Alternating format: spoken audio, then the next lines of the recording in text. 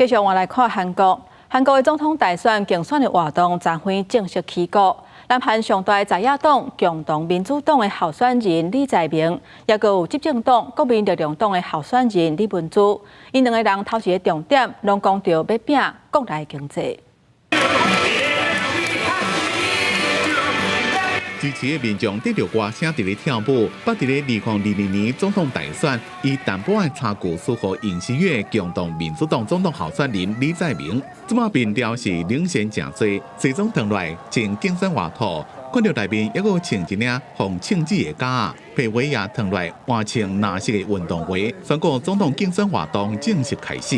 거기에 더해진 내라는 우리 사회를 극단의 분열과 갈등으로 몰아넣어서 대선 후보가 방탄복을 입고 유세를 해야 하는 이 지경에 이르렀습니다.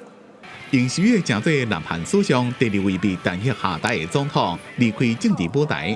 6月初3总统大选愈来愈晚。 除了李在明重点放伫咧国内无好的经济甲政治分了，执政的国民力量党候选人金文珠，听过换子的风波，也经伫咧首尔的可乐市场开始竞选活动，讲要为南韩拼经济、顾民生。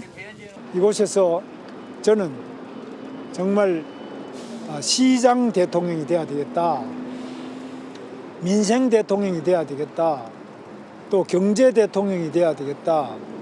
우리 대한민국이 잘 사는 대통령이 돼야 되겠다. 另外，伫南韩平泽的驻韩美军53空军基地，随着11两天举行航空展，并且对外开放。不过，韩联社报道，有2个台湾人伫咧航空展非法入美国军机，也有设施被逮捕。正伫咧调查因的动机，是毋是有涉及间谍行为，或者是敢若违规翕相。 咱外交部已经请驻韩代表处提供必要的协助，确保个人应该有的权益。